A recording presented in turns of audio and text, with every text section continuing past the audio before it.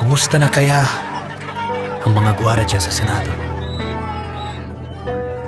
Tanong na bumabalik-balik sa ating isipan, lalo na matapos nating masaksihan at malaman ang isang nakakadurog na pangyayari.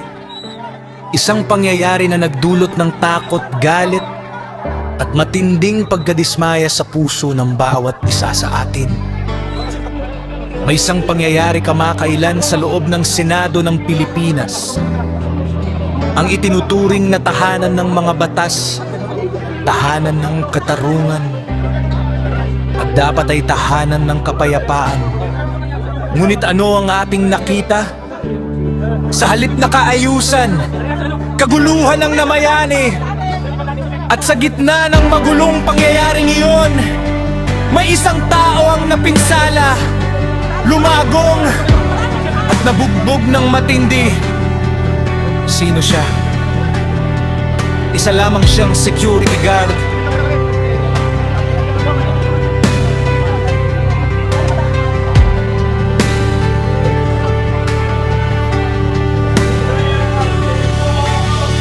Isang taong gumigising ng maaga, umuuwi ng gabi, at inilalagay ang sarili sa panganib para lamang gampanan ang tungkuling ipinagkatiwala sa kanya. Isang taong, kung tutuusin, nagtatrabaho lamang ng maayos, sumusunod sa utos at ginagawa ang lahat para mapaglingkuran ang kanyang tungkulin. Sumasahod siya! Oo! Sumasahod siya! Pero bawat sentimong kanyang tinatanggap ay galing sa pawis, pagod at tapat na serbisyo.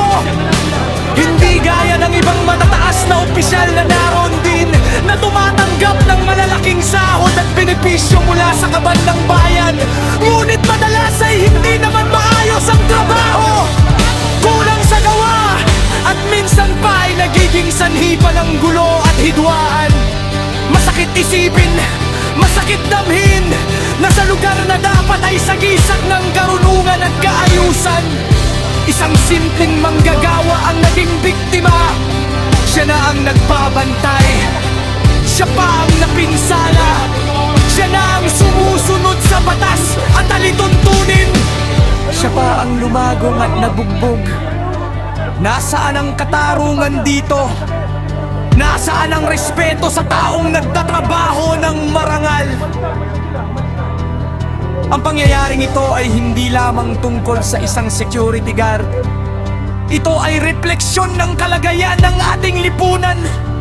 Madalas, ang mga taong tapat, mapagkumbaba at tapat sa tungkulin, ang mga taong gaya diyang sumasahod pero nagtatrabaho ng maayos, ang siyang napapahirapan, napapabayaan at napapinsala, habang ang nasa kapangyarihan, ang mga matataas na opisyal na minsan ay hindi maayos ang serbisyo, ay nananatiling ligtas, protektado at tila walang pananagutan.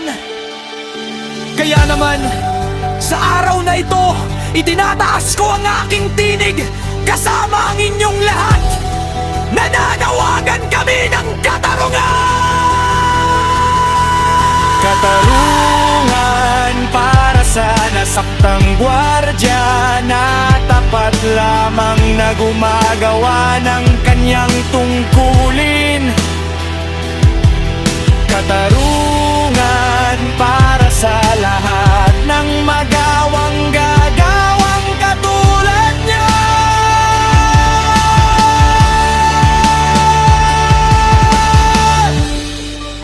Mga gwardya, kawani, at mga simpleng empleyado na nag-aalay ng serbisyo.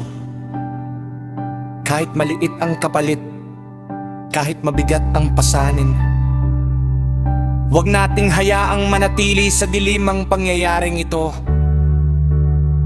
Huwag nating hayaang maging karaniwan na lamang na ang mga nagtatrabaho ng maayos ang siyang napaparusahan, habang ang mga nagdudulot ng gulo ay tila walang kasalanan. Nananawagan din kami ng kapayapaan. Kapayapaan sa loob ng Senado at sa lahat ng sanga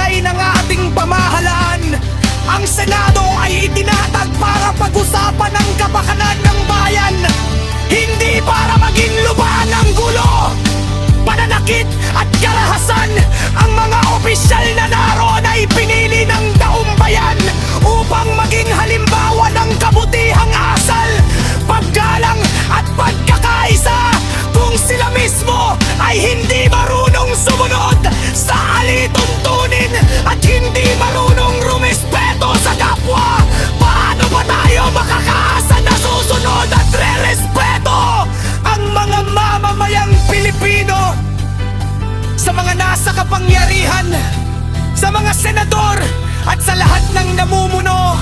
Tandaan ninyo na ang kapangyarihan ay hiram lamang.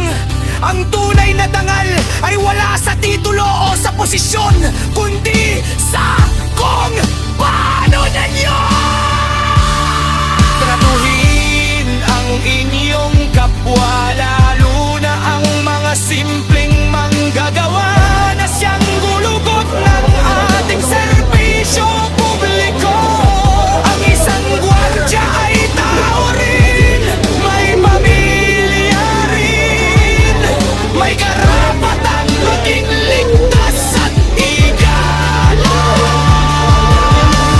Huwag nating hayaang magpatuloy ang ganitong sistema kung saan ang tapat ay napapahamak at